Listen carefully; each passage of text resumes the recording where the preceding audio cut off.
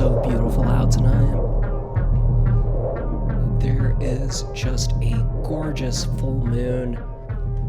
Hi there, welcome to Bipolar Recorder. I'm your host, Hunter Keegan. Thanks for joining me. Today is December 7th. That's right, at the time of this recording, we are exactly 1 week into December, and it's great to be alive. In fact, just a couple of weeks ago, I was almost dead. To add some layers of authenticity to this program, let me level here for a second.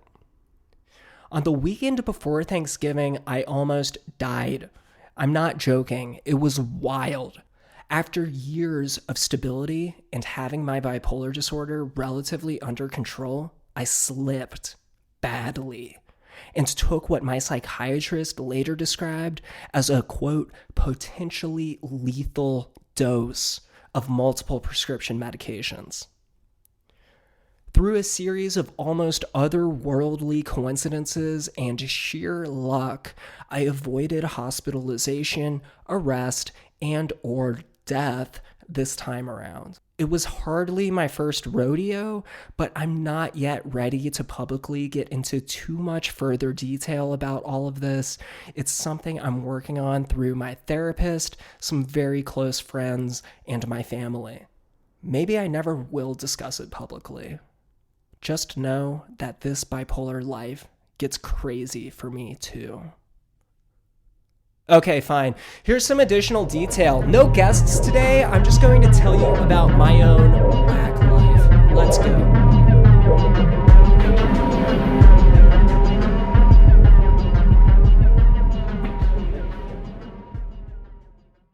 You're listening to the latest dose of Bipolar Recorder. This podcast may cause dizziness and blurred vision. Enjoy.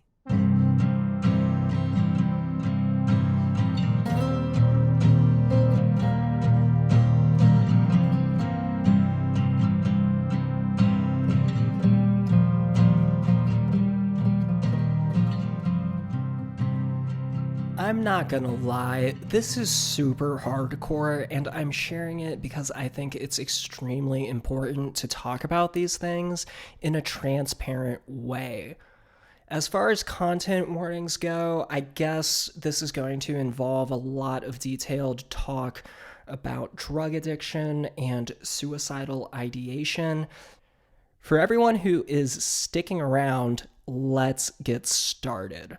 So a couple of weekends ago, after returning to semi-consciousness from a complete pharmaceutical-grade blackout, I realized that regrettably, after 6 years and 11 months of sustained abstinence from hard drugs and alcohol, I had crossed a line, and I could no longer consider myself on a path of healthy living or harm reduction.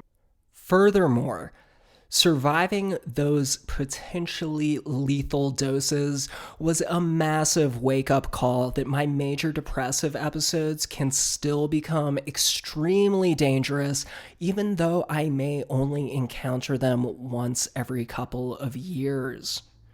I've always taken a pretty unique approach to how I regulate the substances that I use and how I exercise harm reduction. Really, the number one thing for me as an individual is that I absolutely cannot consume alcohol, and I'm really good about sticking to that these days. Alcohol was a major crutch for me, and it was really messing up my life in my early 20s, and I'm thankful that I'm no longer using it. But over the last year, the harm reduction that I was practicing had gone from no alcohol but occasional weed is okay to no alcohol but weed is fine whenever and mushrooms are also okay sometimes to basically anything that isn't alcohol is fair game. Now, I felt really freaked out when this relapse happened.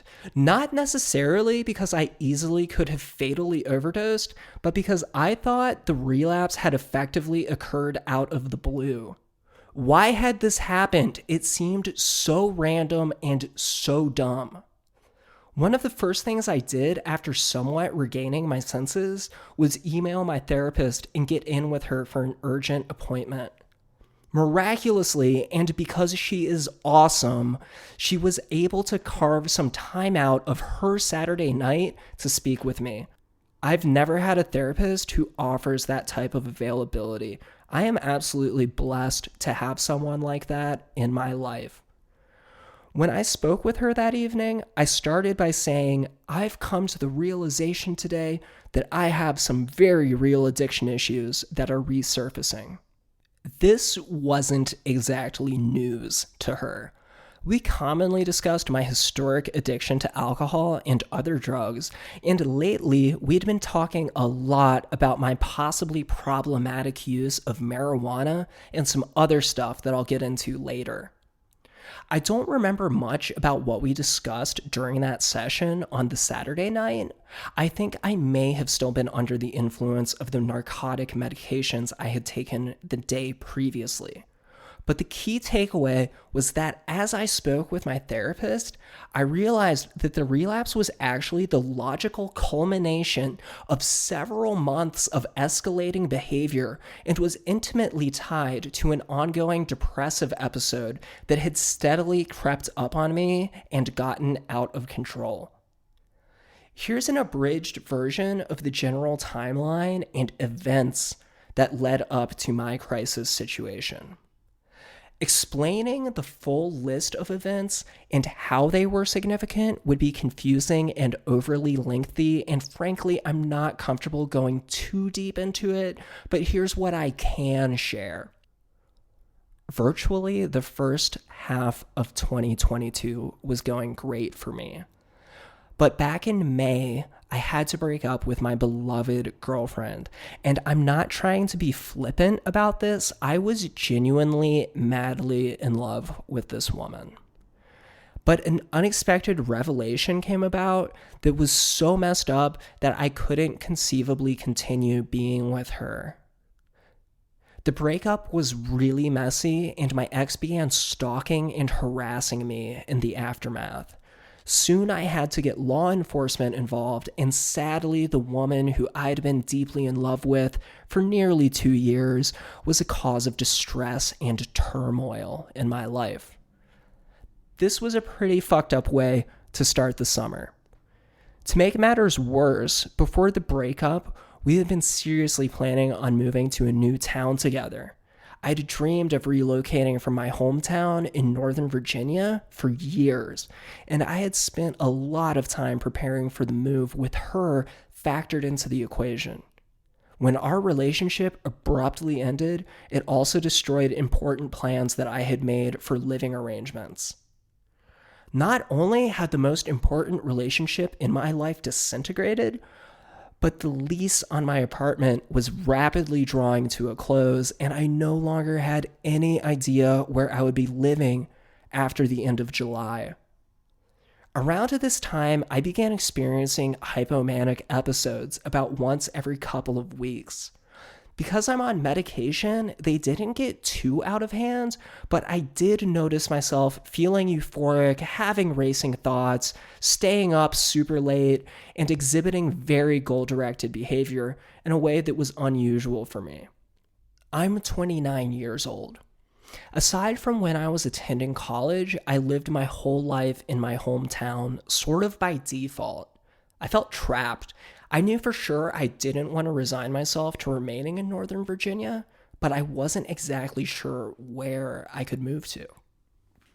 My parents still lived right down the road from me, and I decided to put most of my belongings in a rented storage unit and live in my parents' basement until I devised a more permanent living solution.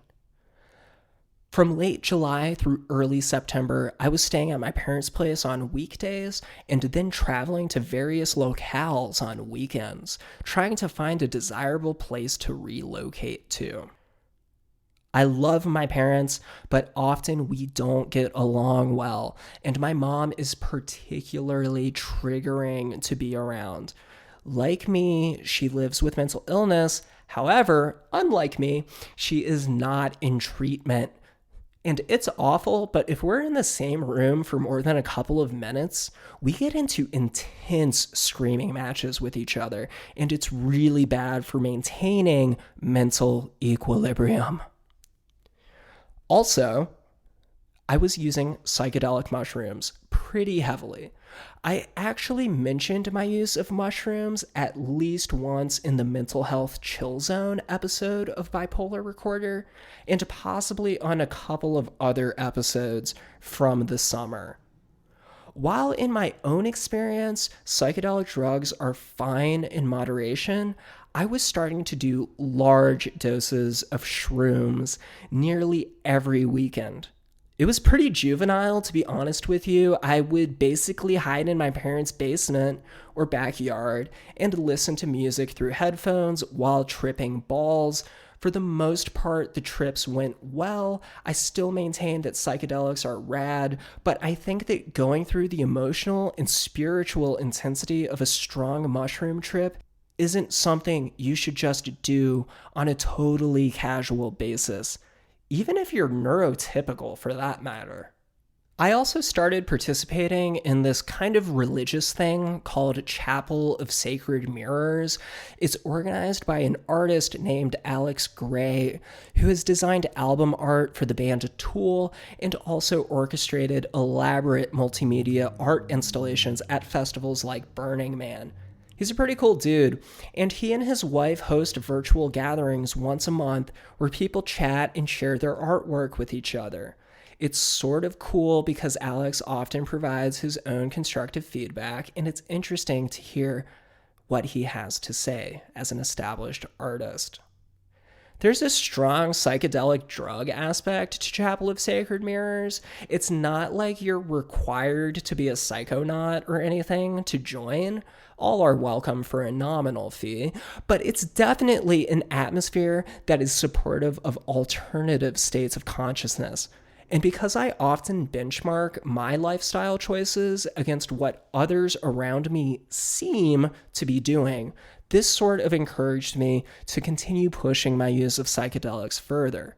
This is not a reflection on Alex Gray or Chapel of Sacred Mirrors, but it's a flaw in the way my own brain works. Around the same time I moved back into my parents' place and started having these crazy conversations with Alex Gray, I met someone in my professional network who was pretty noteworthy. He piqued my interest because he'd done proper TED Talks and things of that nature. He also knew lots of people in the healthcare field and was a professional keynote speaker.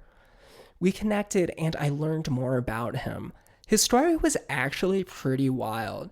He was a former Hollywood big shot who'd run into some rough times about 15 years ago, and it fundamentally changed his perspective on things, and now he's sharing that perspective with the world. How cool!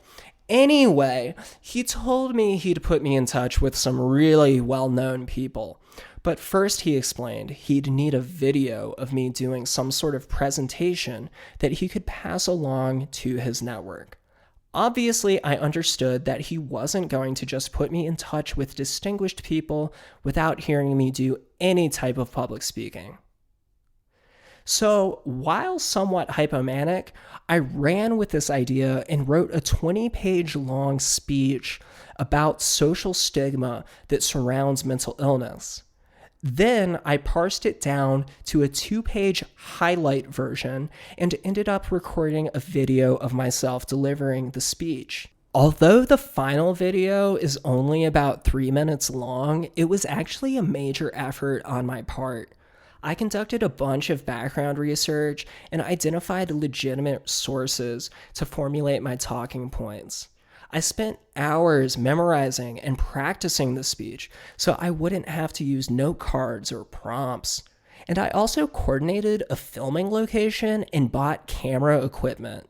It was a lot to handle. Keep in mind, I also have a full-time day job and am a working professional. So it's not like I'm just sitting around all day fucking around. Like, I do have a professional life that I attend to, and I was doing this additional project on top of my day job and all the other stuff that I do for mental health advocacy, for my music, for my artwork, things like that.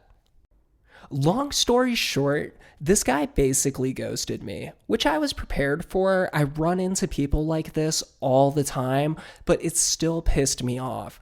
I put on a suit jacket and everything for that video. If you want to check it out, it's on my YouTube channel. I'll link it in the episode description. Seriously though, this guy had put me in a pretty vulnerable spot, and I had nothing tangible to show for it. This video was actually the first time I'd really attached my face and likeness to my mental health outreach. Normally, what I do is through podcasts or books or music, things of that nature. You may notice that in older photographs of me on social media, my face is usually obscured. This guy had actually encouraged me to take a big risk with personal and professional consequences, and I had taken that risk with the understanding that he would at least watch my little 3-minute video. So, this situation was pretty not cool, but instead of retracting the video and hoping no one had seen it, I decided to run with it and keep my face out there. This constituted a sea change for me. After leaving the video up for a couple of weeks, I realized that by showing my face more, I was humanizing myself, and my outreach was beginning to find a wider audience. I don't give the guy who ghosted me any credit for this. I think this was bound to happen sooner or later. Anyway, if you go to my Twitter page and stuff, now you can see what I actually look like. Be sure to follow me while you're there. By September, I'd decided it was absolutely time to get out of my parents' basement. I couldn't deal with the family dysfunction. My mom and I were at each other's throats constantly, and my mental health was declining even more rapidly than before. After much deliberation, I decided that I would move 200 miles south to a city called Roanoke, Virginia. Located in the gorgeous Blue Ridge Mountains, Roanoke is a cool, laid-back area with refreshing southern charm and a dope industrial vibe. I really like it.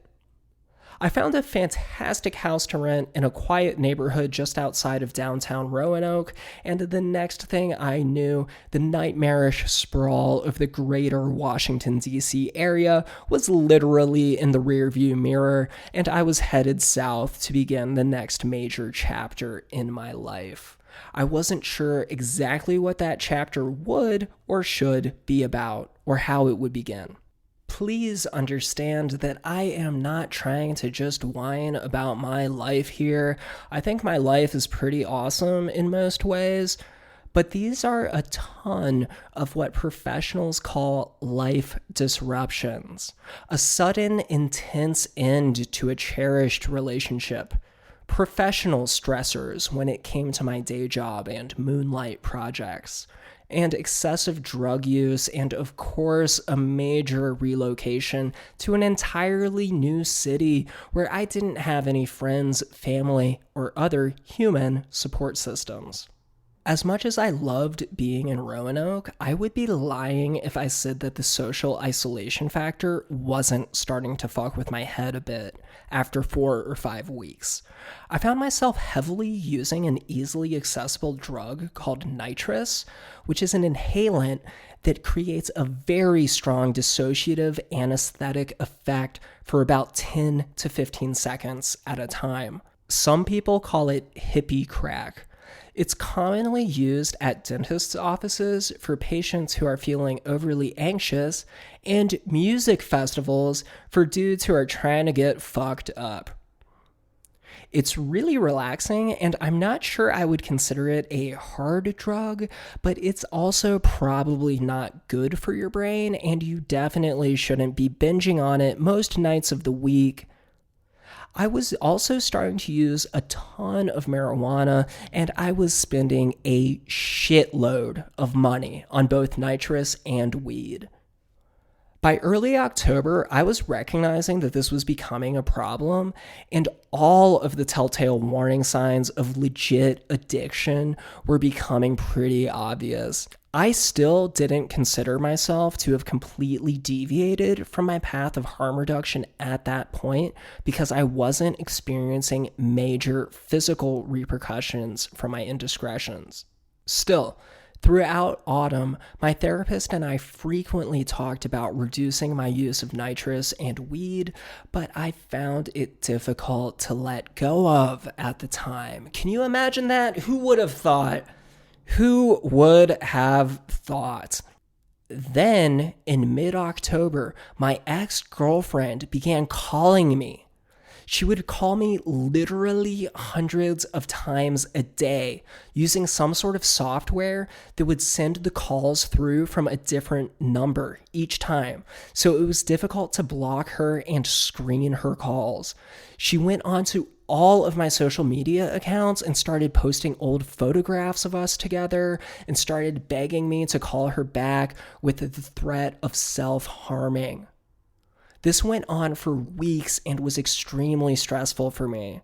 I thought that after I moved away, she'd have lost interest, but now she was harassing me more than ever. It was so stressful that I actually had to take time off from work because I was so anxious that I couldn't concentrate on anything.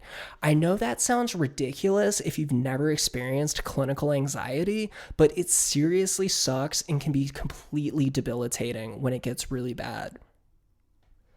This either coincided with or directly triggered a major depressive episode that was marked by apathy and chronic insomnia. From mid-October through the end of November, I was sleeping 2 to 3 hours a night at most. Lots of nights I wouldn't sleep at all. It was completely exhausting and eerily reminiscent of a brutal depressive episode that I had in late 2017. I had already scheduled a bunch of interviews for Bipolar Recorder throughout November, so while all of this was going on, I recorded a ton of new audio with some great guests. 3 of those episodes have already been released, and I hope you check them out if you haven't already. Here's a key point. I genuinely did not realize how severe my depression and substance abuse issues were becoming at the time. I knew I wasn't doing great mentally. Lots of my friends were starting to express concern, and so were my psychiatrist and therapist, but I had no idea that something so dangerous as a potentially lethal situation could be right around the corner. I was primarily focused on my day job, working on this podcast, and putting some final touches on a new solo album that I'd spent the last year recording. The week before Thanksgiving felt fairly normal to me.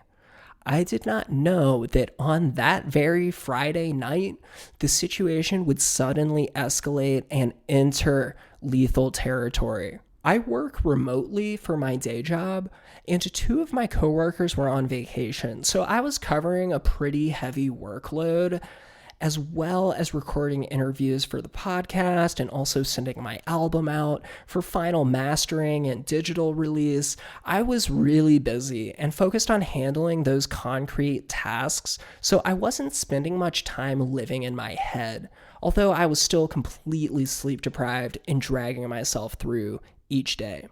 On Friday, everything seemed semi-normal.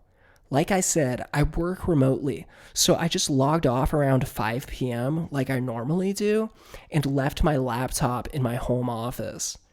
The guy who mastered my album for me had mailed me a couple of physical CDs with the final album on them, and I remember being really stoked about that. So it wasn't like I was in a headspace of total gloom and doom. I actually had some positive things going on. But over the last 3 months or so, I'd had this recurring urge to take an excessive amount of a certain prescription medication. I particularly fantasized about combining the medication with a cheap Cabernet and blacking out. I now realize that this may constitute a form of suicidal ideation. I never really brought this up with my therapist before the crisis situation because I thought I was somehow being internally overdramatic and didn't want to freak my therapist out unnecessarily. Without going into too much detail about specifically what happened and what life or death outcomes I was pursuing that night, I think that what I can say is that there is an extremely important reason why I originally stepped away from using hard drugs 7 years ago. When I say hard drugs, I'm not talking about weed and psychedelics or even nitrous. I mean things like alcohol, amphetamines, opiates, benzos, etc. Those are drugs that can literally ruin your life, and for people like me with addictive tendencies and who are attracted to high-intensity experiences, all it takes is one really fucking stupid judgment call to send you on an escalating path of poor decision-making with potentially catastrophic outcomes. Why take one pill when you could take 5? Why stop at 5 when you could take 20? Why not see what happens? Well, fuck around and find out. It's a straight up miracle that this crisis situation did not land me in a hospital, morgue, or jail. This is what I sometimes jokingly call the quote unquote rock and roll outlaw lifestyle. And that lifestyle is fun for about 2 hours, and then it gets super not rock and roll super quick. Let's bring it back full circle, Pulp Fiction style. After I blacked out and woke up the next day, one of the first things I did was email my therapist. I did not tell her the full scope of what had happened in the email.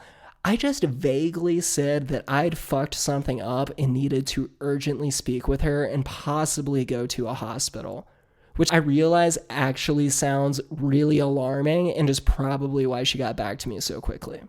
In this case, I'm extremely fortunate that my therapist is responsive, comfortable with navigating intense mental health situations, and has a vested interest in my genuine well-being.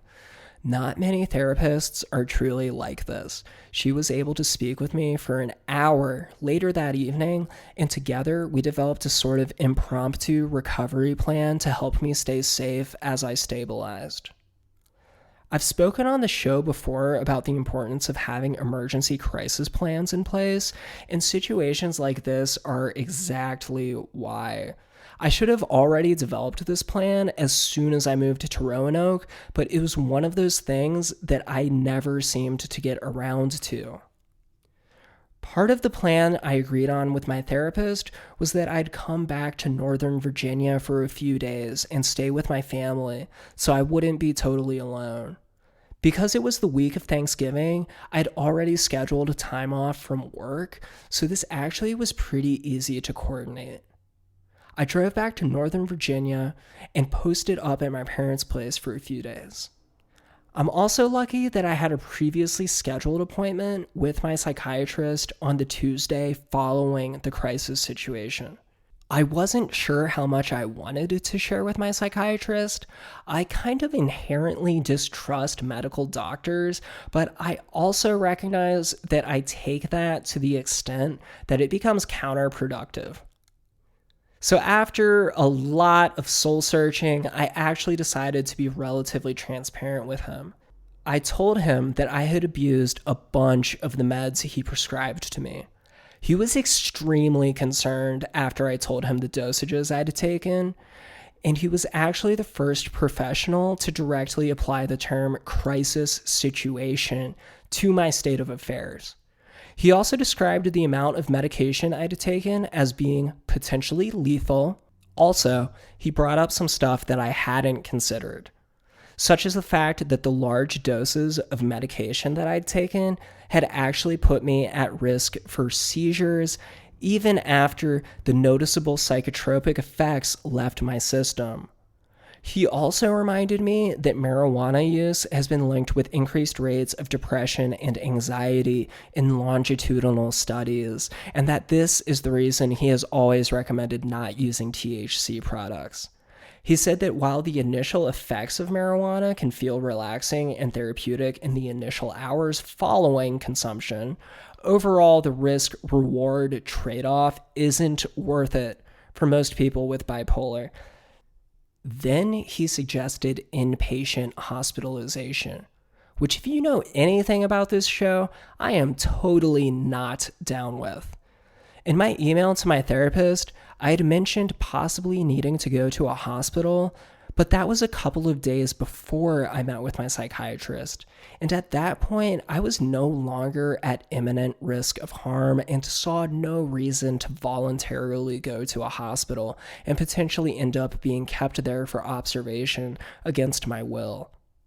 I carefully reassured my psychiatrist that inpatient hospitalization was not necessary and succinctly outlined the recovery plan I'd developed with my therapist, calmly emphasizing that I was no longer in imminent danger and some other magical wordsmith shit that convinced him I wasn't going to do something really stupid again. He made some adjustments to my cocktail of medications, including explaining that he could no longer ethically prescribe certain meds to me, which I understood given the circumstances. He also asked me to remain in close contact with my therapist and to schedule a follow-up appointment with him for the following week instead of a month out like we normally do. He asked me to notify him immediately if there were any issues with getting the new medications filled or if I experienced unexpected side effects from the new medication. The last couple of weeks of November were incredibly rough. I had never felt so depressed since 2017, but something kind of incredible happened, which is that I had an intense spiritual experience while meditating the day after Thanksgiving that felt very much like a religious awakening, and ever since then, I've felt a tremendous weight lifted from my shoulders. It was pretty trippy and was accompanied by an interesting hallucination that felt as if something was gently pushing down on me in a comforting way. Possibly I encountered what Christians call Jesus, but the cynic in me thinks that it was probably the result of sleep deprivation, stress, and possibly a form of sleep paralysis. I still had awful insomnia up until a few days ago, just a couple of days before the recording, really. But I am really happy to say that the medication adjustment appears to be working properly, and the tools and self-exploration I have been developing through therapy are really helping me process things as well. Overall, I currently feel very at peace with everything that happened, although I am still treating this situation very seriously. I've been back on the recovery train for about 3 weeks now.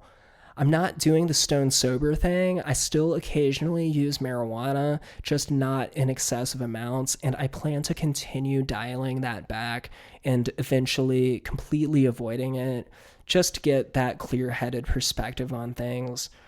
One of the things my therapist asked me to do was to take stock of what my current boundaries with substances and harm reduction are. And after much deliberation, I decided that the only things I occasionally still want to keep in the mix at this stage in my life are weed and LSD. Yeah, why LSD, you may be wondering. Well, because compared to other psychedelics in my experience, LSD is relatively clear-headed, clean-feeling, and lucid. It's also rare to come by these days, and every 5 years or so, I feel like revisiting it for spiritual purposes. It's just one of those things that I could see myself taking again if I wanted to get super trippy. But again, with the caveat being that it's not like the sort of thing that I would do every weekend or even every couple of years.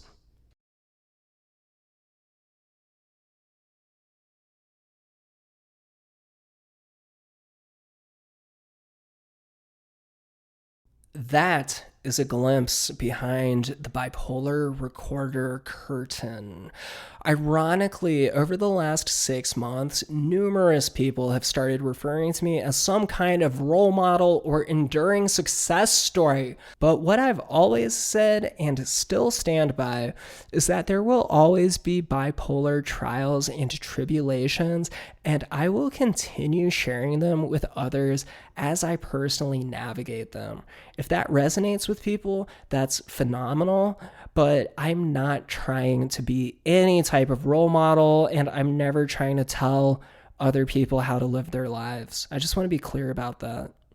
So lately, I've kind of been thinking to myself, do I have a mental health role model? I mentioned before on the show that when I was a teenager, my heroes were guys like Kurt Cobain and Lane Staley, both of whom lost their lives as the direct result of drug abuse and mental illness. So who is my mental health role model now? I've been trying to narrow it down and project my current values onto somebody else. I brainstormed a bit and couldn't determine a true mental health role model, so I came up with the following honorable mentions that are still pretty questionable. The first is Carrie Fisher. Rest in peace. I can't stand Star Wars anymore. It has completely oversaturated Western culture, but she's kind of the OG high-profile bipolar activist. I'm also jealous of the crafty titles of her memoirs. She titled her books stuff like Wishful Drinking and Delusions of Grandma, and I think that shit is perfect and hilarious and on point. We also have a weirdly similar style of writing and structuring stories, which I think is kind of cool. The second was a much more obscure individual named Dianne Arbus. Rest in peace as well. Dianne Arbus is somewhat of an obscure photographer, an artist who was active in the 1960s. I saw an exhibition of her work at the National Gallery of Art in Washington, D.C. several years ago and read about her life. I found out that she actually lived with bipolar disorder, and I was deeply moved by her photography, which primarily highlighted individuals who were social outcasts in the 1960s and even now. So she would take photos of people like quote-unquote circus freaks, or gay people, or people with disabilities, and so forth. Her important work shed light on marginalized communities and earned a degree of notoriety after being featured in popular magazines.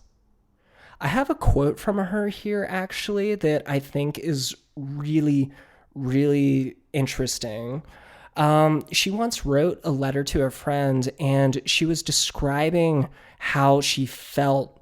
She wrote, "I get filled with energy and joy, and I begin lots of things or think about what I want to do and get all breathless with excitement, and then quite suddenly, either through tiredness or a disappointment or something more mysterious, the energy vanishes, leaving me harassed, swamped, distraught, frightened by the very things I thought I was so eager for." Dianne Arbus died by suicide when she was 46 years old. Are these two individuals better role models than Kurt Cobain and Lane Staley? Maybe. They still died tragically, but they lived longer at least, right? So I guess I followed in Carrie Fisher's footsteps by writing a memoir about my own experiences with bipolar disorder and drug addiction, despite the fact that I'm not a household name or pop culture icon. Every little bit helps. I actually wasn't very familiar with her work until after my own book was published, so it was really interesting to me that there were parallels between our experiences, despite her being rich and famous. As for Dianne Arbus, I actually wrote a song directly inspired by her photography a couple years ago. It's called Cradle, and I included it on my 2021 album with my band Last Known Images. It's a song about social isolation and desperately trying to establish meaningful human contact. I actually incorporate the intro to Cradle in the segue to the end of each installment of this podcast. If you're curious, check out the full track on Spotify or Apple Music or whatever you use. I'll include the link in the episode description. These bipolar heroes and anti-heroes are evidence that humans can be inspired by each other. But that doesn't necessarily mean they need to be carbon copied and artificially recreated. They're sort of like general points of reference for me. To me, Cobain, Staley, Fisher, Arbus all reflect aspects of my creative personality type and endured highly relatable experiences that also shaped their work. That's my current takeaway. When I was younger, I was drawn to them not just by the art they created, but because of their infamy and rock and roll outlaw lifestyles. Now that I'm almost in my 30s, I think I'm getting better at separating the negative elements of those people from the ones that inspire me in a positive way. You don't have to do heroin to write awesome music. You don't have to slit your wrists to leave a legacy. It would have been cool if they lived longer and had the chance to share more of their projects with the world. Where are we going and where have we been? A question for the ages. As grains of sand pass through the cosmic hourglass, the meaning we ascribe to significant life events evolves. You may not look at an event the same way years later as you did on the day it happened. But trauma linked to mental health crises are not only something that can fuck with you. It can also become the impetus for personal growth. Processing trauma and working through trauma is very challenging and uncomfortable. It requires you to put yourself in a position of vulnerability, open yourself to what's messing with your head, and actively reorient your patterns of thought and the messages they're sending to you on an emotional level. Exploring traumatic events from my life and ascertaining the ultimate takeaways from them, learning how they have impacted me over the years and how they continue to subconsciously influence my mind, has been one of the most important learning experiences of my adult life. It has helped me become more self-actualized, given me important insights about myself, and shown me that sometimes, not always, but sometimes, I can come out the other side not only stronger as a person, but with new resources at my disposal to maintain recovery and stability. With that said, there are not always silver linings to traumatic events. I really am not one of those people who thinks everything in life is part of God's plan. Confronting traumatic memories can be very complicated and even feel counterproductive at times. And that's why when it comes to especially significant traumatic events that directly impact your mental, spiritual, physical well-being, I strongly encourage people to get in with a good therapist if possible. I've been seeing my current therapist for the last 4 years, and over the last couple of weeks, she has been extremely helpful, even more so than she normally is. I am really, really fortunate to have this specific therapist in my life right now. Not just someone like her, but specifically her. That was somewhat of an important revelation I had after working through the crisis scenario. One of the things my therapist asked me to do at the end of our most recent session was to develop a new process by which I could actively identify situations that cause me to feel vulnerable. So, for example, I've discovered that a major depressive episode makes me very, very subjectively vulnerable to extreme sleep disruptions, substance abuse, suicidal ideation, and impulsive judgment calls. Through working with my therapist and using tools related to internal family systems therapy, cognitive behavioral therapy, and general talk therapy, I've concluded that each of these main facets of my own depressive episodes are components of maladaptive coping strategies that I have developed since childhood. They are double-edged swords that may have helped me in the past to compartmentalize and deal with traumatic events, social anxiety, and other unpleasant things, but overall, they are not sustainable or productive. They can literally kill you. This doesn't mean I hate myself or anything. It means that these are really important factors of my life experience that I always need to recognize and pay careful attention to when they emerge. Even if it's just a low-key background thought like, hey, I should drive to the liquor store today. That's something that I need to remain cognizant of, even if I don't immediately really think I'm going to follow through with that plan or behavior. This situation has truly been a major wake-up call for me, and it's unfortunate that it resulted from taking things too far and crossing the line. I had been doing really well for years and sort of forgot that, oh, yeah, there's a really, really important and deep-seated reason why I stopped fucking around with the hard stuff all those years ago.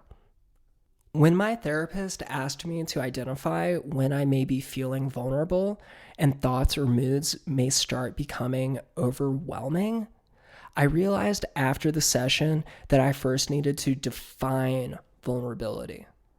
This wasn't really what she had asked me to do, but I felt like it was important, so I ran with the idea, and this is the definition I came up with late one night. Vulnerability means feeling emotionally sensitive and open to all thoughts and feelings, even if they are uncomfortable. Being in a state of vulnerability sometimes feels like nervousness, a fluttering in your stomach, a skip in your heartbeat. But it is really an act of self-compassion. It allows you to explore yourself in new ways that you may not have thought of before. Allowing yourself to be vulnerable can seem difficult, but really it's our most natural state to be in. As humans, we learn to create walls around ourselves and within ourselves. Experiencing vulnerability is the natural, effortless act of removing those walls and allowing yourself to learn from what lies beyond them.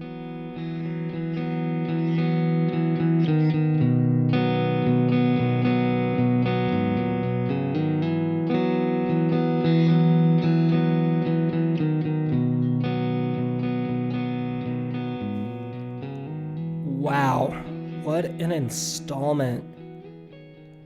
Did you like my definition of vulnerability, or did that just sound like some hippie bullshit to you? Sometimes I can't tell anymore, so be sure to hit me up on Twitter at @HHKeegan or at Bipolar Recorder to let me know. Please listen closely to the brief statement that follows. During this installment, I mentioned a few of my major creative projects. One of them was my solo album. The album was officially released on the same week that I relapsed, and people are vibing with it. It's titled Midnight Dazzle of the Fireflies, because I thought that sounded flamboyantly awesome. My album with last known images that features a song inspired by Dianne Arbus is called Isolation, and the song itself is called Cradle. All of my music is officially out on Spotify, Apple Music, Bandcamp, etc. Just search for Hunter Keegan or Last Known Images. Check it out if you'd like. Additionally, in 2020, I wrote a memoir called My Brain is Trying to Kill Me. That's another major project of mine. It can be found on Amazon in Kindle and paperback formats. And then I have a short story called Alice Head Creeps floating around out there too. All of this is included in the episode description for those who are inclined to check that stuff out. That's enough administrative info for now. I really hope you all got something out of this installment. It's been a really long time since I've had a major bipolar event, and I'm still navigating the fallout of this one. I just wanted to say that I am super grateful for my close friends who have been supporting me through this time, my dysfunctional parents who periodically let me crash at their house when things go wrong, and my therapist and psychiatrist who really stepped up to the plate and instead of panicking and trying to force me into a psych hospital, carefully, respectfully, and non-judgmentally listened when I explained the situation to them. I also wanted to advise that lots of people contact me with stories of their own and messages of support, which is awesome and humbling, and I love to hear it. I do read and appreciate everything I receive regarding this project. Keep sending it. I plan to be back with another installment of Bipolar Recorder soon. There's about 10 hours of audio that I recorded in November that I still haven't gotten around to editing just yet. Keep an eye out for that over the coming weeks. Okay, so I believe that this has been enough of me talking for this installment. Thanks for listening to my voice. Be sure to tell your friends about Bipolar Recorder or visit bipolarrecorder.com to support us. Or check out my various creative projects. Posting about this show or any of the projects that I do on social media is actually extremely helpful and it's totally free. Spreading the word and supporting Bipolar Recorder helps keep the podcast running, fosters social progress, which sounds insane, but it really is, which has been blowing my mind. It's like we actually have these messages resonating with people now, and they are making a difference. The stories that we share together on this show really do unite people and educate people and instigate social change, and that's incredible. It also shows people that you're super cool. For real. My name is Hunter Keegan. This was installment 29 of Bipolar Recorder. Thanks so much for listening and have a safe day, evening, or night wherever you are. Peace.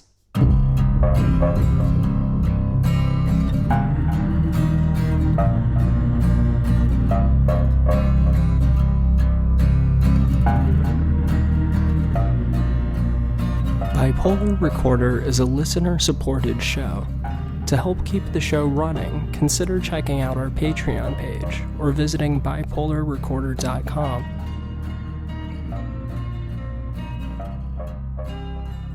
Unless otherwise stated, the hosts and guests on Bipolar Recorder are not licensed mental health professionals.